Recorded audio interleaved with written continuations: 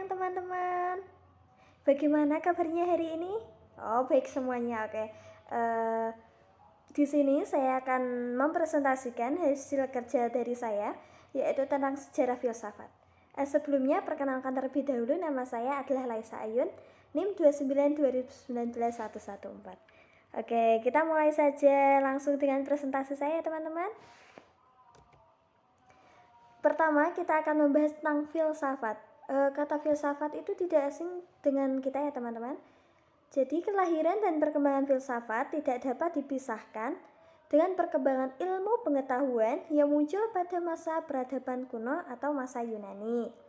Berbicara dengan kata filsafat tersebut, filsafat itu pada tahun 2000 sebelum Masehi, bangsa Babylon yang hidup di lembah Sungai Nil, Mesir, dan Sungai Efrat telah mengenal alat pengukur berat, tabel bilangan berpangkat, tabel perkalian menggunakan 10 jari.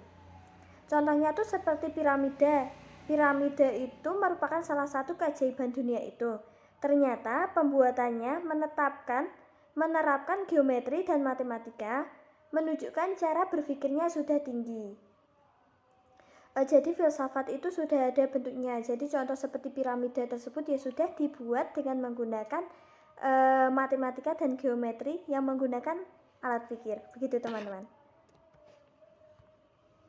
Selanjutnya masa Yunani. Oke, bisa dilihat di gambarnya. Ada yang tahu di masa Yunani itu terjadi apa? Oke, saya akan menjelaskannya. Periode filsafat Yunani merupakan periode penting dalam sejarah peradaban manusia. Karena terjadi perubahan pola pikir manusia dari mitosentris menjadi logosentris. Saya akan menjelaskan mitosentris tersebut. Pola pikir mitosentris adalah pola pikir masyarakat yang sangat mengenal mitos untuk menjelaskan fenomena alam. Contohnya itu seperti gempa bumi dan pelangi. Jadi dalam manusia dari mitosentris itu banyak menggunakan tentang mitos-mitos yang beredar di masyarakat tersebut teman-teman, menjadi logosentris. Jadi di pola pikir logosentris itu sudah tidak menerapkan tentang mitos-mitos yang ada di dalam masyarakat, tetapi sudah diteliti menggunakan alat pikir. Jadi sudah ada buktinya, tidak hanya mitos-mitos saja. Begitu teman-teman. Nah, seperti ini.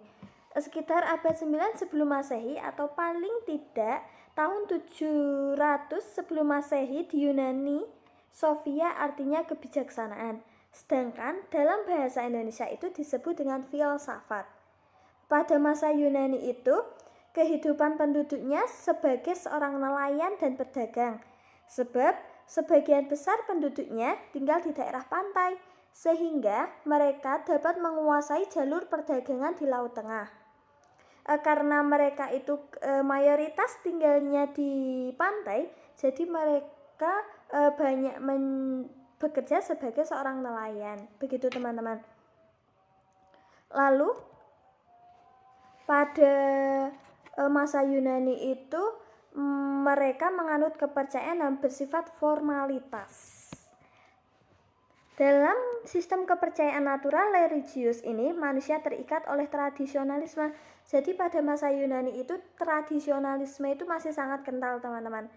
Jadi mereka tuh semuanya masih dengan pola pikir yang tradisional, yang masih menggunakan banyak mitos-mitos yang beredar di dalam masyarakat. Seperti itu teman-teman.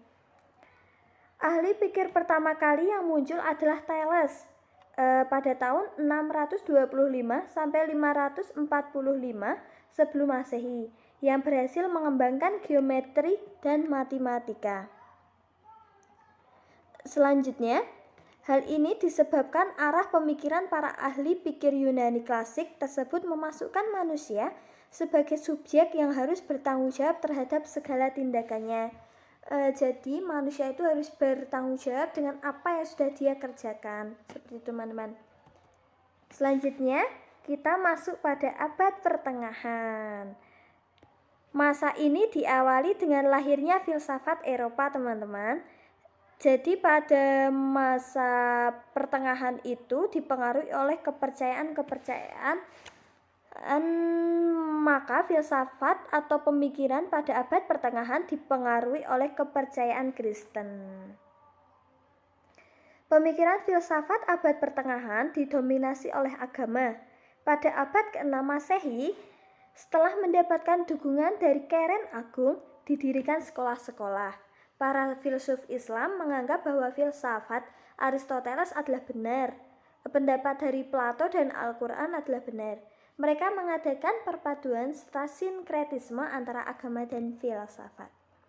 Sebelumnya itu pada abad ke-6 Masehi, setelah mendapatkan dukungan dari Karel Agung, didirikan sekolah-sekolah yang memberi pelajaran seperti gramatika, geometri, aritmatika, astronomi, dan musik. Jadi setelah itu tuh banyak dimunculkan dan didirikan sebuah sekolah-sekolah seperti itu teman-teman. Kemudian pikiran-pikiran itu masuk ke Eropa yang merupakan sumbangan Islam paling besar, yang besar pengaruhnya terhadap ilmu pengetahuan dan pemikiran filsafat, terutama dalam bidang teologi dan dalam bidang ilmu pengetahuan alam. Jadi pada abad pertengahan ini banyak yang menggunakan sumbangan pemikiran tentang teologi dan ilmu pengetahuan alam. Seperti itu teman-teman. Selanjutnya kita masuk pada abad modern. Oke, pada abad modern bisa dilihat pada gambarnya teman-teman. Pada abad modern ini, pemikiran filsafat mendasarkan pada akal pikir dan pengalaman. Renaissance dan humanisme sebagai awal abad modern. Filsafat bersifat praktis, artinya pemikiran filsafat diarahkan pada manusia agar dapat menggunakan berbagai penemuan ilmiah.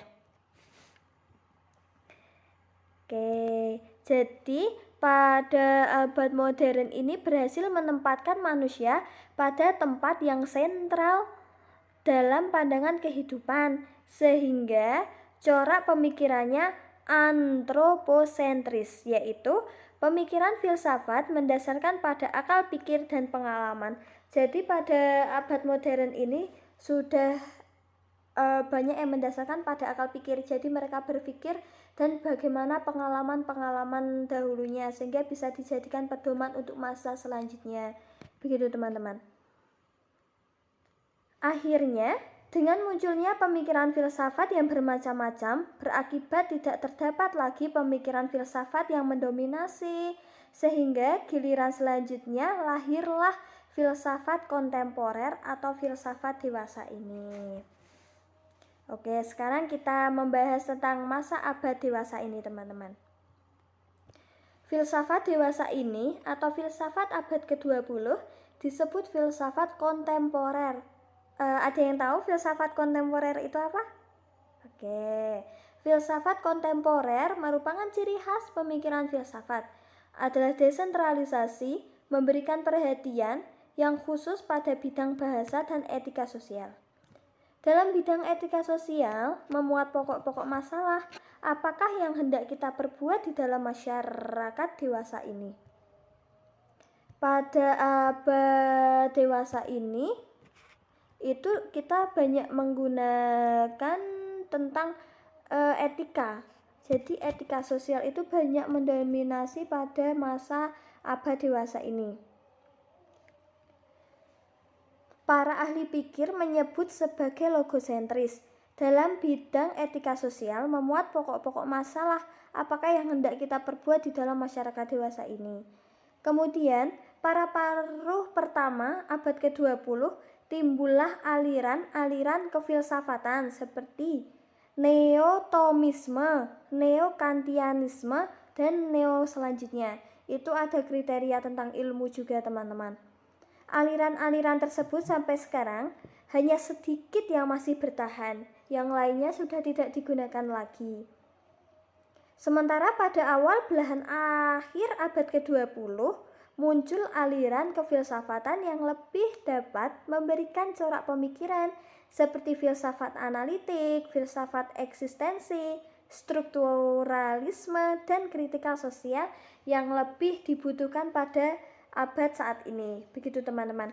Jadi pemikiran filsafat-filsafat yang lalu itu hanya sedikit saja yang masih digunakan. Seperti itu teman-teman. Selanjutnya, manfaat belajar filsafat. Apa sih yang kita dapatkan kalau kita itu belajar tentang filsafat? Oke, manfaat belajar filsafat itu yang pertama, menjadikan manusia lebih bijaksana. Menjadikan manusia lebih bijaksana itu contohnya kita lebih berhati-hati atau lebih tegas dalam mengambil sebuah keputusan. Contohnya seperti itu teman-teman. Artinya memahami pemikiran yang ada dari sisi mana pemikiran itu disimpulkan. Jadi kita tidak asal dalam pemikiran. Jadi kita tuh harus lihat, oh itu tuh dari pemikiran yang ini. Jadi kita pantas untuk memilihnya. Seperti itu teman-teman. Jadi tidak asal. Selanjutnya, menerima dan memahami sesuatu yang ada dari keadaan yang ada. Itu bahwa berpikir itu kita harus menerima sesuatu yang ada. Jadi semua pemikiran yang sudah dipikirkan di masa yang lalu itu kita harus menerimanya dan kalau bisa kita terapkan. Seperti teman-teman. Selanjutnya, berpikir dan memikir itu adalah suatu nikmat. Oke, berpikir itu kita emang bisa membuat kita tuh lebih senang. Kalau kita contohnya dalam kita belajar, kalau kita belajar, kita enjoy, kita nikmati, pasti semuanya akan menghasilkan suatu kenikmatan pada diri kita. Jadi semuanya itu jangan menjadi beban, tapi kita nikmati saja. Begitu teman-teman.